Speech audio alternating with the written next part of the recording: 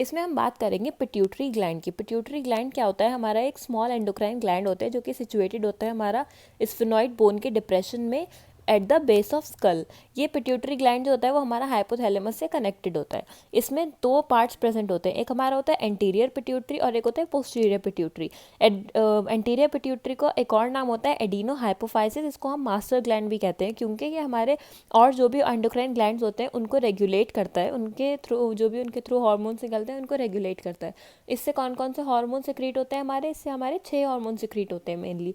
पहला growth hormone, thyroid stimulating hormone, adrenocorticotropic hormone, follicle stimulating hormone, luteinizing hormone, interstitial cell stimulating hormone, इसी का दूसरा नाम होता है, और होता है हमारा प्रोलैक्टिन। फिर हमारा आता है पोस्टीरियर पिट्यूटरी। पोस्टीरियर पिट्यूटरी को कहते हैं हम न्यूरोहाइपोफाइसिस। इससे हमारे 2 हार्मोन्स निकलते हैं, एक वेसोप्रेसिन और दूसरा ऑक्सीटोसिन।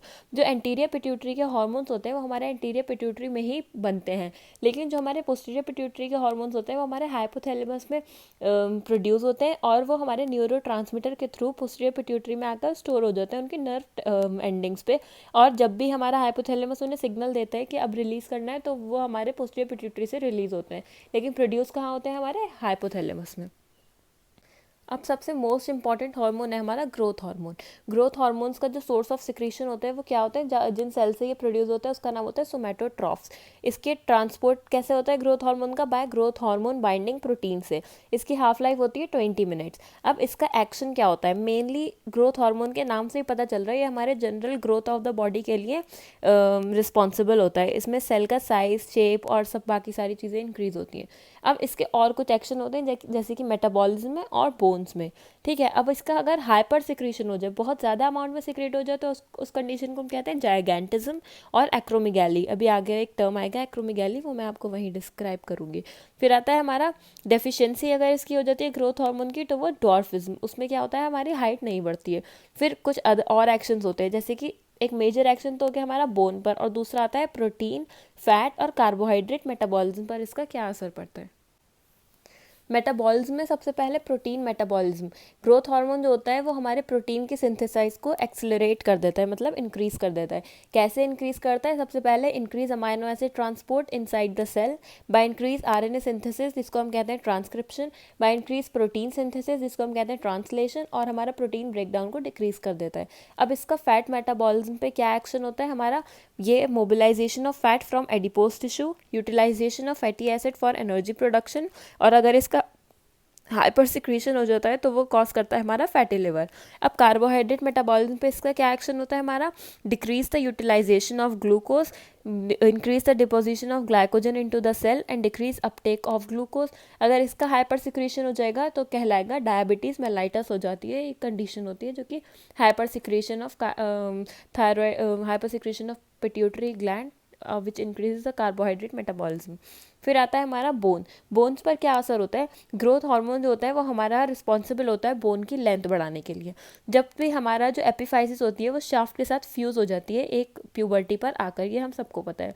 ये जो ग्रोथ हार्मोन होता है ये हमारे बोन की लेंथ को इंक्रीज़ करता है। कब तक इंक्रीज़ करता है? जब तक एपिफाइसिस और शाफ्ट का फ्यूजन नहीं हो जाए, जो कि हमारे प्यूबर्टी के टाइम पर होता है। अब अगर जैसे ग्रोथ हार्मोन हमारा सिक्रेट होता गया और फ्यूजन भी हो गया, अब फ्यूजन होने से पहले पहले अगर हमारा हाइपर सिक्रेशन हो गया तो उस कंडीशन को हम कहते हैं जायगैंटिज्म। इसमें क्या होता है? हमारे जो बोन्स होती हैं उनकी लेंथ इंक्रीज होती जाती है, बहुत ज़्यादा इंक्रीज हो जाती है। फिर आती है हमारी एक और कंडीशन एक्रोमेगैली। इसमें क्या होता है? हाइपर सिक्रीशन हो जाता है ग्रोथ हार्मोन का आफ्टर फ्यूजन। जब फ्यूजन हो जाता है शाफ्ट और एपिफाइसिस का, उसके बाद अगर हाइपर सिक्रीशन होता है तो उसको हम कहते हैं एक्रोमेगैली। इसमें क्या होता है? हमारे बोन्स की विड्थ बढ़ती है, चौड़ाई बढ़ती है, और जायगैंटिज्म में क्या होता है? लेंथ बढ़ती है। अब ग्रोथ हार्मोन्स का रेगुलेशन कैसे होता है?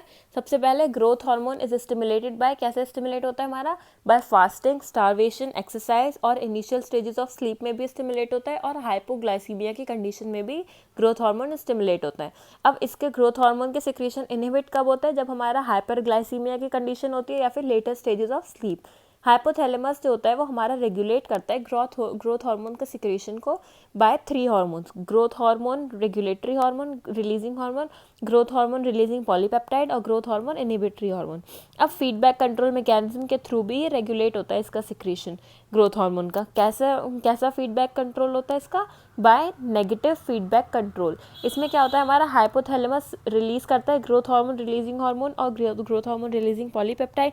वो हमारे ग्रोथ हार्मोन के एंटीरियर पिट्यूटरी से ग्रोथ हार्मोन के रिलीज को प्रमोट करता है। तो इसको हम कहते हैं नेगेटिव फीडबैक कंट्रोल मैकेनिज्म।